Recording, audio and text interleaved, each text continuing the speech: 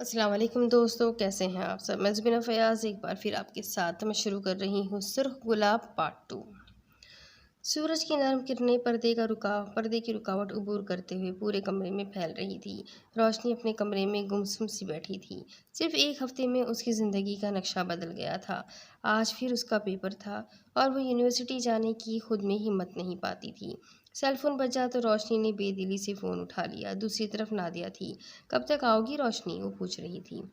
Paper से थोड़ी देर पहले, उसने बेदिली से जवाब दिया था। 1-2 घंटे पहले नहीं आ सकती, वो पूछ रही थी। नहीं। अच्छा फिर मिलते हैं, नादिया ने कह के फ़ोन बंद कर दिया था। अम्मी, साइम ने होश में आते ही उन्हें पुकारा था। कहो मेरी जान। वो लड़की, साइम का हला खुश हो रहा था। कौन, सानिया, उन्होंने नरमी से पूछा। नहीं, वो हरे कपड़ों वाली, साइम ने खौफजदा अंदाज में कहा। फरहाना बेगम जो करीब ही बैठी थी, उसके माथे पे फूंक मारते हुए बोली थी। अब कहो बेटा। साइम ने उन्हें सारा वाक़या बताया था। उस लड़की का घूरना, थप्पड़ मारना। सानिया मुंह पे हाथ रखे फक्त चेहरे के साथ सुन रही थी। एक तो नीम का पेड़, ऊपर से रात का पहर। तो नूर अल्लाह साहब की बात ठीक थी। सुल्ताना बेगम गहरी सांस भर के रह गई थी। क्या मतलब है, साइम ने पूछा। मतलब ये कि ये इंतकामी कार्रवाई में थप्पड़ पड़ा है तुम्हें। अब जब तक नूर अल्लाह साहब नहीं आ जाते, तुम कुछ नहीं करोगे इस मामले में, फरहाना बेगम ने सख्ती से कहा था।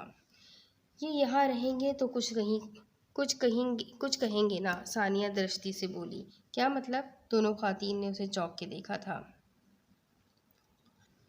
उस रोशनी की वजह से पूरे खानदान पर बवाल आया हुआ है। मैं अपने शौहर को लेकर अपनी अम्मी के घर जा रही हूँ। मुझे यहाँ डर डर के नहीं मरना, सानिया तय कर चुकी थी। ना आकिबत अंदेश लड़की, जब तक मसला हल नहीं हो जाता कोई कहीं ना जाए, वरना मामला संभालना मुश्किल हो जाएगा।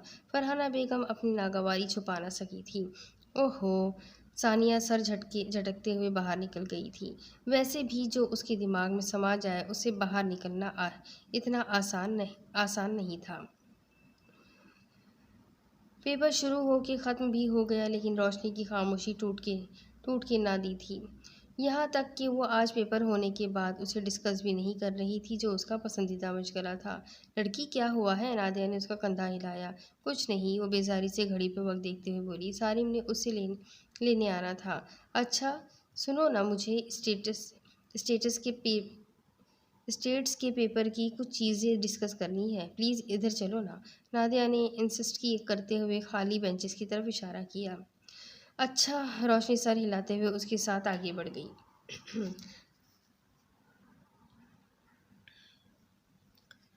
बस बहुत हुआ, अब अम्मी के पास जाना ही होगा। सानिया बड़बड़ाते हुए अपने घर की सिमत बढ़ रही थी कि अचानक ठिठक के रुकी थी। रास्ते में गुलाबी फ्रॉक में मलबूस घुंघराले बालों वाली खूबसूरत सी बच्ची ने उसका रास्ता रोका था। क्यूट, सानिया ने उसके गाल खींचे। उस बच्ची ने झटके से सर उठाकर सानिया को देखा। उसकी सियाह आंखों से सानिया की रीढ़ की हड्डी में सनसनाहट दौड़ गई।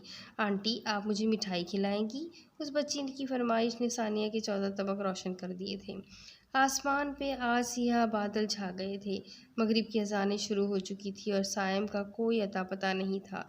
डिपार्टमेंट तकरीबन खाली हो चुका था। सफ़ेद पीली रोशनियाँ जल चुकी थी। नादिया को एक के बाद एक चीज़ याद आ जाती तो वो पूछने लगती। बस करो नादिया, और कितना सर खाओगी? रोशनी जमाई लेते हुए बेजारी से बोली। बस एक चीज़ और। अरे, ये अफान कहाँ जा रहा है? इसके पास टू वे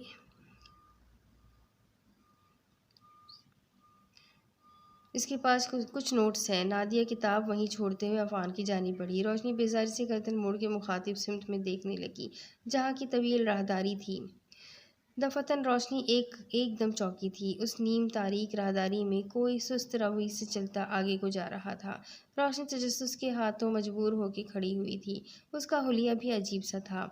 लॉन्ग कोट और सर पे पुराने तर्ज की फुल फ्लैट हैट, गर्दन में मफलर डाल रखा था। रोशनी दबे पांव कदम बढ़ाती रही, यहाँ तक कि वो हेवला उस कॉरिडोर के आखिर में रुक गया था।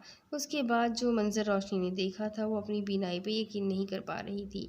वो हेवला अपने असल कद से छोटा होते होते एक बिल्ले में बदल गया था। रोशनी के पैरों तले से ज़मीन निकल गई थी। वो हेवला देखते ही देखते एक अदद जानवर में बदल चुका था। रोशनी को अपनी आवाज़ में काबू नहीं रहा था और अपनी टांगों पर वो पूरे कद से नीचे गिरी थी। उसकी चीख खाली कॉरिडोर में गूंजी थी। बाहर पेड़ में छुपी चील ने एक तेज़ आवाज़ निकाल के शायद अपने भी खौफ का इजहार किया था। ये क्या हो रहा है? रोशनी ने अपना वजूद घसीटते हुए दीवार के साथ लगाते हुए सोचा। ठंडा तारीख कॉरिडोर में जैसे मौत का एहसास हो रहा था। उसे लग रहा था आज वो खौफ से यहीं दफन हो जाएगी। कौन हो तुम? आखिर क्यों मेरे पीछे हो? रोशनी कहते हुए बुरी तरह रो पड़ी थी। कौन कौन हो तुम? सानिया ने फटी फटी आंखों से उस बच्ची को देखते हुए खौफजदा आवाज़ में पूछा। बच्ची, वो मासूमियत से आंखें टिपटिपाते हुए बोली। नहीं, तुम पता नहीं क्या हो। वो सानिया फौरन उससे दूर हुई थी। सुनो, मुझे मिठाई खिलाओगी? नहीं तो? बच्ची ने अपनी सियाह आंखें उसके चेहरे पे गाड़े हुए सदमहरी से कहा। सानिया को ऐसा महसूस हुआ कि उसकी सियाह आंखों से अनदेखे सियाह दायरे निकलते हुए उसके वजूद तक बढ़ रहे हैं और वो उनमें जकड़ी जा रही है। सानिया ने कोई आयत कोई दरूद पढ़ना चाहा, लेकिन ज़बान जैसे सुन हो गई थी। बच्ची जैसे उसकी कैफियत भाप गई थी। आंटी, मुसलमान मैं भी हूँ, कहो तो सूरह यासीन सुनाऊँ? बच्ची बाएं आँख का कोना दबा के मासूमियत से बोली थी। सानिया का दिल बंद नहीं हुआ था, बल्कि बाकी रूह तक खौफ ने पंजे गाड़ लिए थे। वो कपकपाती टांगों के साथ सड़क पे बेइख्तियार बैठती चली गई। मगरिब का वक्त था, गली दूर तक खाली थी और पूरा हॉल सन्नाटा तारी था। प्लीज़ मैम, मुझे छोड़ दे। मुझे छोड़ दें। सानिया ने आंखें बंद करते हुए इल्तिजा की। छोड़ने का काम तो आपका है। आप अपने ससुराल वालों को छोड़ के जा रही है ना? वो बच्ची वाकई कोई जिन ही थी जिसे सब पता होता था। तुम्हें कैसे पता? सानिया ने चौंक के पूछा। अम्मी ने बताया, वो लापरवाही से बालों में उंगलियां चलाते हुए बोली। फिर रुक के सानिया को गहरी निगाहों से देखा। उठो और मुझे अपने घर ले चलो, उंगली से इशारा करते हुए तहमकाना अंदाज में कह रही थी। सानिया को जैसे किसी अनजानी ताकत ने शानों से थाम के खड़ा किया था। वो मरे मरे कदमों से बच्ची के साथ चलने लगी। घर पहुंची तो दरवाज़ा खोलने के लिए उसने चाबी पर्स में से निकालनी चाहिए। ओ आंटी, बहुत सुस्त हो तुम, आ भी जाओ अंदर, वो बच्ची करके अंदर खड़े चिल्लाए हुए अंदाज में कह रही थी। सानिया हक्का बक्का रह गई। नादिया अफान से नोट्स लेके लौटी तो रोशनी को बेंच से गायब पाया। कहीं वापस तो नहीं चली गई? नादिया ने सोचते हुए किताब उठाई। पेंसिल बुक में से निकल के फर्श पे गिरी थी। ओह, तो वो यही है, पर कहाँ? नादिया ने मतलाशी निगाहों से इधर उधर देखा। वो पेंसिल रोशनी की ही थी और एक अच्छे स्टूडेंट की तरह वो अपना इरेज़र तक किसी दोस्त के पास नहीं रहने देती थी। Student psyche. रोशनी, नादिया आवाज़ देते हुए आगे बढ़ रही थी। दूसरी तरफ रोशनी को उसकी आवाज़ आ रही थी, लेकिन उसके अंदर इतनी जान ही नहीं थी कि वो नादिया को ही जवाब दे सके। 10 मिनट की तलाश के बाद नादिया ने उसे ढूंढ निकाला था। उसकी गैर होती हालत ने नादिया को चौंका दिया था। रोशनी बिल्कुल वैसी ही दिख रही थी जैसे उस दिन सुर्ख गुलाब मिलने के बाद दिखाई दे रही थी। तुम्हें क्या हुआ है? नादिया को अपनी आवाज़ में खौफ महसूस हुआ था। रोशनी अपना आप छुड़ाती वहाँ से भाग गई थी। वो अपनी सबसे अच्छी दोस्त को कैसे बताती कि उसके साथ क्या हो रहा था? दरवाजे पे ताला था, तुम अंदर कैसे आई? सानिया लपक के उसके पास पहुंची थी। जैसे तुम आई? तुम शैतान की नानी हो? वो तो तुम अपने शौहर की दादी को कहती हो ना? बच्ची अपने सफ़ेद दांतों की नुमाइश करते हुए बोली थी। सानिया दहल के रह गई। एक तो तुम कंजूस इंसान, मिठाई दोगी? वो बच्ची उसके खो जाने पे झिल्लाई थी, इसलिए बेइख्तियार ही उसका हाथ थामा। सानिया बुरी तरह चौंकी थी। यूँ लग रहा था जैसे किसी मोम में ढले सांचे ने उसे छुआ हो। तुम्हारा हाथ? सानिया ने थूक निगलते हुए कुछ कहना चाहा।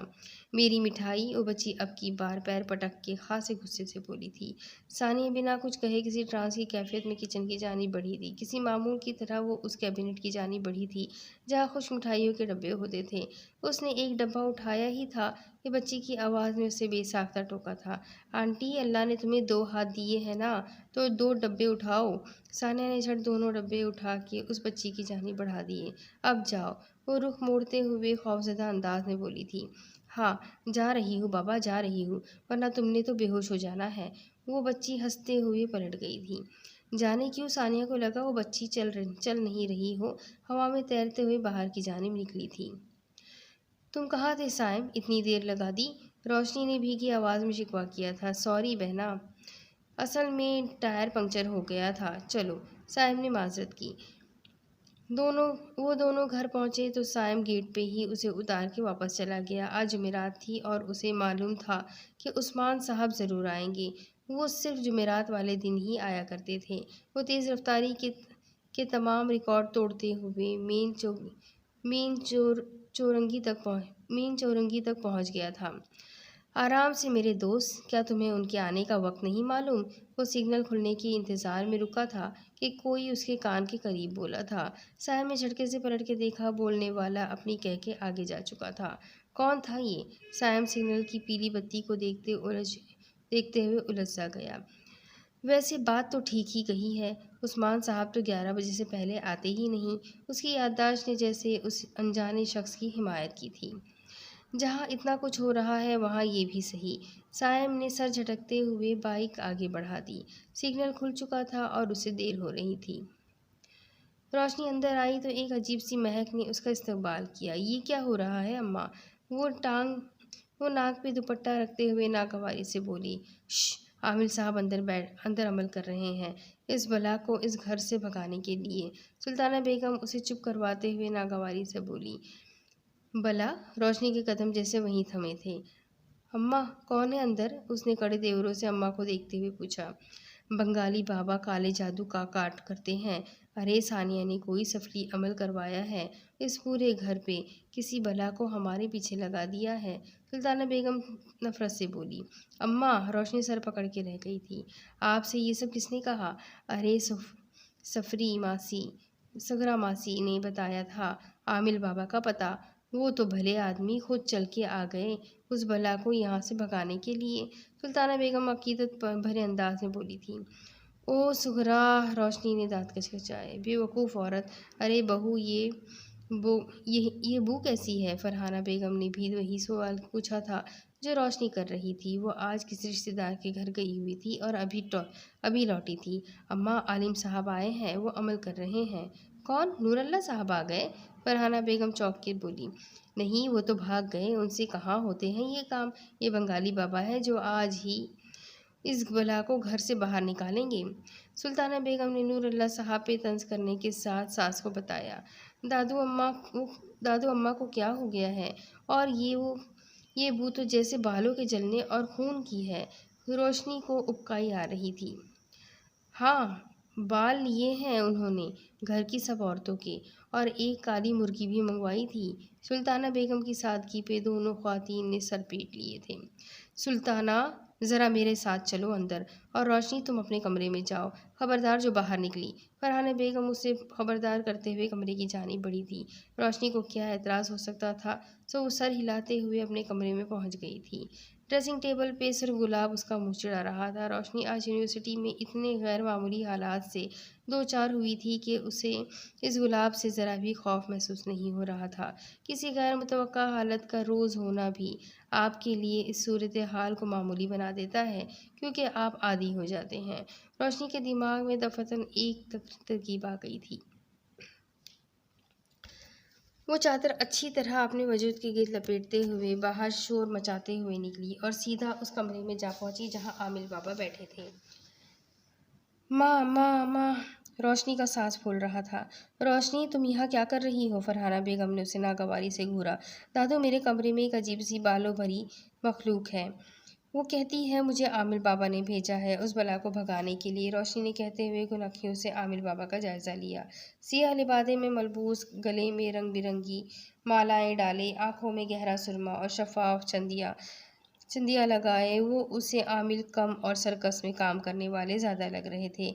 ऐसे होते हैं आलिम? एक वो नूर अल्लाह साहब थे। क्या नूरानी चेहरा पाया था उन्होंने। आमिल बाबा, सुल्ताना बेगम ने परेशानी से उसे पुकारा। ठीक कहती है लड़की, वो हमारा बेर है। इस बला से लड़ने के लिए हमारा बेर ही काफ़ी है। आमिर बाबा पुरगुरूर अंदाज में बोले। अच्छा, रोशनी ने लफ्ज़ों को खींचा। तो आप वहाँ चले ना, वहाँ बहुत बुरा हाल है। रोशनी गालों पे हाथ रखते हुए मसनूई खौफ से बोली थी। अच्छा, आमिर बाबा के चेहरे का रंग उड़ गया था। वो असली आमिर होता तो कुछ करता ना। ऐसा है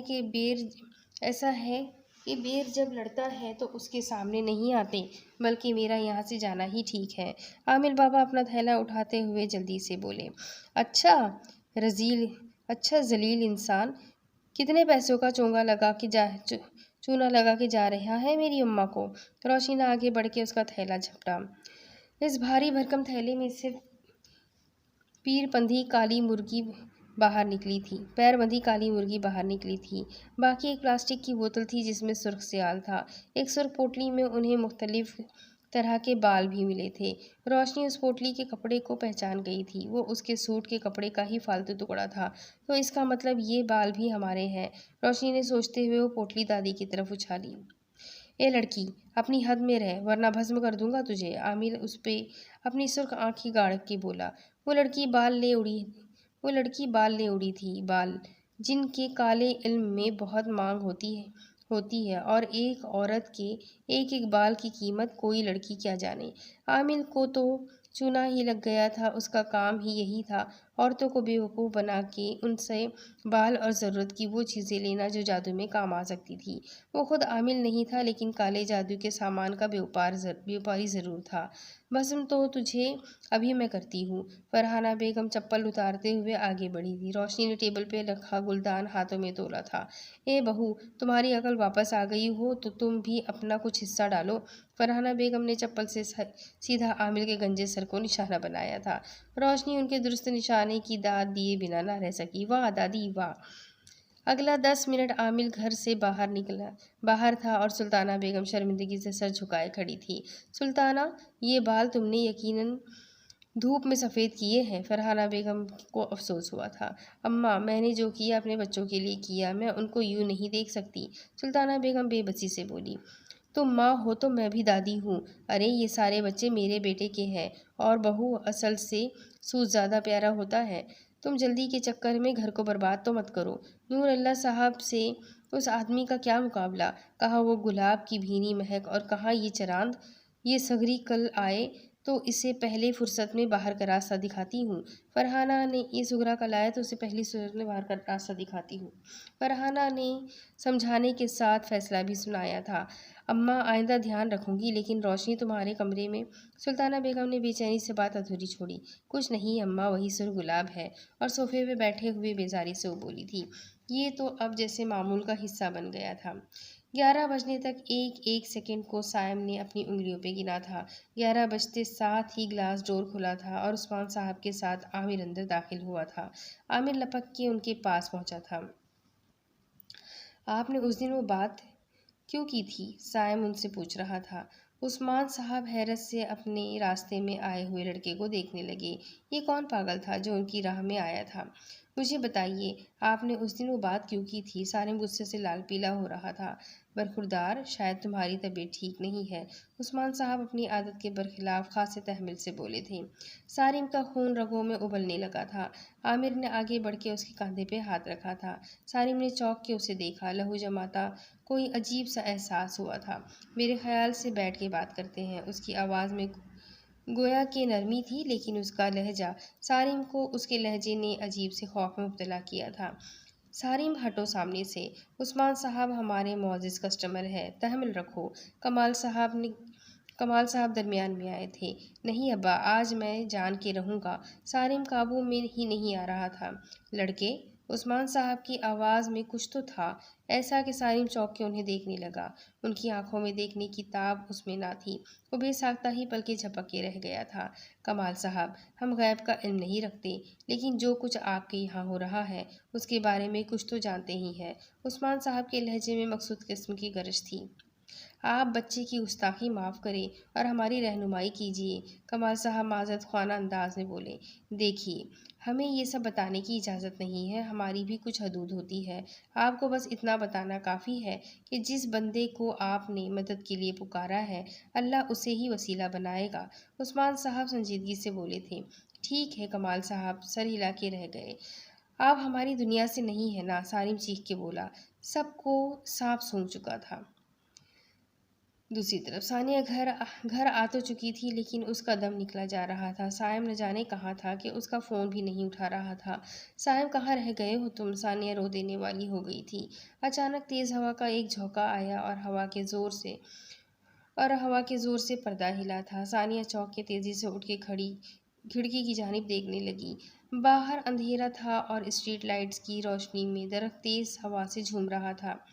यूँ लग रहा था जैसे आंधी आने वाली है। सानिया का खून रगों में जमने लगा तो वो वज़ू के लिए उठी थी। वॉशरूम का दरवाज़ा चरचर की तेज़ आवाज़ के साथ खुला था। शायद बहुत दिनों बाद हुआ है इसलिए। सानिया ने खौफ कम करने की कोशिश की। वज़ू करने के बाद उसने वॉश बेसिन का नल बंद कर दिया। खुला दरवाज़ा बिना किसी आवाज़ की उसकी पुश्त पे बंद हुआ था। सानिया चौंक के पलटी। ये कैसे बंद हुआ? घर तो बंद था, फिर ना किसी हवा के दरवाज़ा कैसे फिर बिना किसी हवा के दरवाज़ा कैसे बंद हुआ? वह आगे बढ़ी और हैंडल पे हाथ रखा। दरवाज़ा ज़ोर लगाने के बावजूद अपनी जगह पे जमा ही रहा। सानिया ने एक बार फिर कोशिश की। दरवाज़ा हनूज़ अपनी जगह पे बंद रहा। कौन है? बाहर कौन है जिसने दरवाज़ा बंद किया है? वो खौफ से चिल्लाई थी, लेकिन उसकी चीखें सुनने वाला कोई नहीं था। तुम इंसान वाकई बहुत ज़हीन होते हो, उस्मान साहब बड़बड़ाए थे। मतलब? कमाल साहब चौंके। आज के बाद हम फिर कभी नहीं मिल सकेंगे। उस्मान साहब ही बस बोल रहे थे। मैं माफ़ी चाहता हूँ इसकी तरफ से। आप हमारे लिए मुअज़्ज़ज़ है। कमाल साहब ने शाइस्तगी से माज़रत की थी। कोई बात नहीं, उस्मान साहब कह के पलट गए। कमाल साहब बेबसी से लब काट के रह गए थे। सानिया का चीख चीख के गला बैठ चुका था। इस बंद जगह से उसकी खलासी 1 घंटे के बाद सायम के आने पे हुई थी। सानिया, तुम कहाँ हो? पुकार रहा था। मैं यहाँ हूँ, वो अपना पूरा जोर लगा के चिल्लाई थी। किधर? ये वॉशरूम का दरवाज़ा बंद हो गया है, बाहर से किसी ने किया है, प्लीज़ कुछ करो।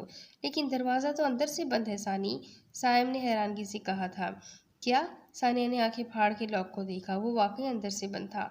नहीं, वो बैठती चली गई। ये क्या हो रहा था? दरवाज़ा अपनी जगह मजबूती से बंद था और लॉक भी अंदर की तरफ से था। सानिया के वजूद में एक तेज़ सनसनीखेज़ लहर दौड़ गई थी। उसने आंखें बंद करते हुए झटके से दरवाज़ा खोला और सीधा बाहर की जानिब दौड़ लगा दी थी। छोटे से लाउंज में सायम खड़ा हुआ था। सायम, मुझे नहीं पता, लेकिन कसम से दरवाज़ा खुद बंद हुआ था। सानिया रो देने वाले अंदाज में बोलती चली गई थी। क्या सानिया, अब तुम अपने घर जाने के लिए इस तरह की हरकतें करोगी? तुमने मायके जाना है ना, तो जाओ, पर झूठ तो ना बोलो। सैम झिंझिलाए हुए अंदाज में बोलता सोफे पे बैठ चुका था। आपको लगता है मैं झूठ बोल रही हूँ? सानिया ने बेयकीनी से पूछा। ये वही सैम था ना जो उसकी आंखों से देखता और कानों से सुनता था। तो अब क्या हुआ था? देखो सानिया, हर बात को अना का मसला बनाना ठीक नहीं होता। मसला रोशनी के साथ है। तुम क्यों डर रही हो? सैम ने उसका हाथ थामते हुए मसालेहती अंदाज में पूछा। मुझे क्या लगी है किसी को डराने की?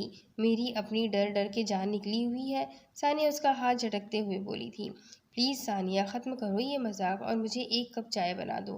मेरा सर दर्द से फटा जा रहा है, सैम जैसे आजिज़ होके बोला। सानिया उसके अंदाज में लब भीजे सर हिलाते हुए किचन की जानिब बढ़ गई थी। उसे अब अपने तौर पे ही कुछ करना था। क्या हरकत थी ये सारिम? कमाल साहब ने घर आते साथ ही उसकी क्लास लगाई थी। बाबा, वो उस्मान साहब, जो कुछ हमारे घर में हो रहा है रोशनी के साथ हो रहा है। सब जानते हैं तो बताते क्यों नहीं? क्यों मिस्ट्रेस मैन बने हुए हैं? सारिम भी फटपड़ा था। फरहाना बेगम ने हैरत से उसका हाइपर होना देखा था। वरना सारिम तो बड़े ठंडे दिमाग का बच्चा था। तुम एक ही बात को सर पे सवार करके बैठ गए हो सारिम। उन्होंने ऐसा कुछ नहीं कहा था जिसपे तुम उनकी यूँ अदालत लगाते। कमाल साहब बरहमी से बोले। बाबा, ऐसे कोई कुछ नहीं कहता। मैं पता लगा के रहूँगा कि आखिर उनका मकसद क्या था। सारिम ज़िद्दी अंदाज में बोला था। ठीक है, करो सब अपनी। पहले वो एक बड़ा था पीछे, अब तुम भी खड़े हो जाओ। कमाल साहब उसे सुनाते हुए वॉकआउट कर गए थे। पीछे सारिम ने अपना सर पकड़ के रह गया था। रोशनी ने भाई और बाप को घर आता देख के फौरन बत्ती गुल की और खिड़की के पास आके खड़ी हो गई थी। वो जानती थी दादी सुल्ताना बेगम के कारनामे की खबर उन्हें ज़रूर देंगी, लेकिन उनके कुछ बोलने से पहले ही कमाल साहब सारिम पे बरसना शुरू हो गए थे। रोशनी सर झटकते हुए बेड की जानिब बढ़ी थी। साइड टेबल पे पड़ा खूबसूरत गुलाब नीम तारीकी में दहक रहा था और कमरे में भीनी भीनी सी महक फैल रही थी। रोशनी तारीकी में खड़ी पहले तो चंद लम्हे उस गुलाब को घूरती रही, फिर कुछ सोच के साइड टेबल की जानिब बढ़ी। निचली दराज में माचिस की डिबिया और मोमबत्तियों का पैकेट मिल गया था। उसने एक मोमबत्ती पैकेट में से बरामद करके उसे आग लगा दी। सफ़ेद मोमबत्ती के ऊपर सिरे पर अब नारंगी शोला भड़क रहा था और पहलू में सिर्फ गुलाब दहक रहा था। रोशनी के हवासों पे गुलाब की महक छाने लगी थी। उसने मोमबत्ती को टेबल पर रखा और सिर्फ गुलाब को दाएं हाथ में थाम लिया। चंद लम्हे वो बेहद नफरत के आलम में उस फूल को घूरती रही और फिर उसे मोमबत्ती से उठने वाले शोले की जिद में रख दिया। नारंगी शोले सिर्फ गुलाब की आंच पाते ही आतिशफिशा सा हुआ, लेकिन अगले ही पल रोशनी ने अपनी जिंदगी का एक अजीब व गरीब मंजर देखा था। गुलाब की एक भी पत्ती जल नहीं रही थी। यूं लग रहा था जैसे मोमबत्ती की आंच सुर्ख गुलाब को मजीद दहका रही हो। उफ खुदाया! रोशनी ने फूंक मार के मोमबत्ती को बुझा दिया और सुर्ख गुलाब को कबर्ड के एक खाने में फेंक दिया, जहां उससे पहले कई गुलाब मौजूद थे। सारिम अपने कमरे में आते साथ ही शावर लेने चला गया था। वापस आने के बाद उसने तौलिए से बाल रगड़ने के बाद उसे वहीं नज़दीकी सोफे पर लापरवाही से उछाल दिया। ये तो बुरी बात है दोस्त। किसी की मानूस सी नर्म आवाज़ कानों में पड़ी तो वो चौंक उठा। सारिम ने मिनट के पहले सेकंड में तेज़ी से पलट के देखा। तुम? सारिम ने बेयकीनी से उस शख्स को देखा। वो उसके घर में कैसे आ सकता था? हाँ मैं। क्या मेरा आना बुरा लगा? वो टॉवेल को उठा के साइड पे रखते हुए नरमी से पूछ रहा था। तुम आमिर हो ना? यहाँ तक कैसे पहुँचे? सारिम का हैरत भरा सकता टूटा तो पहला सवाल यही किया। हम कहीं भी और कभी भी आ सकते हैं। क्यों? क्या तुम FBI एजेंट हो जो हर मुल्क में घुस जाता है? सारिम ने मजाक हरगिज नहीं किया था। ये तो बिला इरादा ही जबान से फिसल गया था। भला ये कोई वक्त था मजाक का? मजाक अच्छा कर लेते हो तुम दोस्त। आमिर ने जैसे उसकी बात इंजॉय की थी। मजाक एक तरफ, क्या तुम मुझे बताओगे कि तुम यहाँ तक कैसे पहुँचे? सारिम उसकी तरफ पलटते हुए संजीदगी से बोला। बैठ जाओ, बैठ के बात करते हैं। आमिर भी उसे देख के संजीदा हुआ था। सारिम उसके मुकाबिल ही बैठ गया था। जैसा कि तुम जान गए हो कि हम तुम में से नहीं हैं, आमिर ने तमहीद बांधी। तो फिर क्या हो तुम? हम भी अल्लाह की मखलूक है। अल्लाह ने किसी को नूर से, किसी को खाक से, तो किसी को आग से तख्लीक किया है। हम आतिशी मखलूक है, यानी कौम जिन्नात से ताल्लुक़ रखते हैं। आमिर ने ठहर ठहर के अपना तारुफ करवाया था। क्या? सारिम का पूरा वजूद सनसना उठा था। वो झटके से उठ खड़ा हुआ। निगाहें खौफ के मारे आमिर का तवाफ करने लगी है, जिसने अपनी निगाहें झुका रखी थी। तुम सारिम के हलक में कांटे उग आए थे। सारिम के हलक में कांटे उगाए थे। डरो नहीं दोस्त, मैं तुम्हें नुकसान नहीं पहुंचाऊंगा। इतने सालों से तुम्हारे पास आ रहे हैं, इतना तो यकीन करो। आमिर के बर्फ जैसे चेहरे पर बड़ी नर्म मुस्कान थी। पर सारिम तो अभी तक सदमे से बाहर नहीं निकला था। उसके कमरे में एक जिन था जो रात के इस पहर सिर्फ उससे बातें करने आया था। सारिम सुन होते दिमाग के साथ आमिर की बातें सुन रहा था, जो वह अपनी धुन में कहे जा रहा था। ये दुनिया हर मखलूक की है और हर एक का उस पे हक है, लेकिन अफसोस तुम इंसान कभी कभी ज्यादती कर जाते हो। मतलब? सारिम ने 2 कदम पीछे जाते हुए पूछा। अरे तुम खड़े क्यों हो गए? तुम बैठ जाओ, मैंने कहा ना, मैं तुम्हें नुकसान नहीं पहुंचाऊंगा। आमिर उसकी जानिब नहीं देख रहा था, लेकिन उसे पता चल गया था कि सारिम उल्टे पांव बाहर जाने की कोशिश कर रहा था। ये नॉर्मल नहीं है, बिल्कुल भी नहीं। सारिम बड़बड़ाता हुआ आमिर से जितना दूर हो सकता था होते हुए बैठ गया था। तुम्हारी बहन ने भी तकलीफ पहुंचाई है, जिसकी वजह से तुम सबको ये सब भुगतना पड़ रहा है।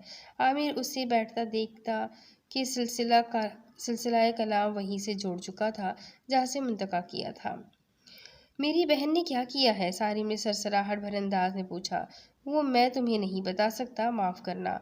हर कौम और वो र, हर मखलूक पर्दा रखना चाहती है। आमिर ने सहूलत से मना किया था।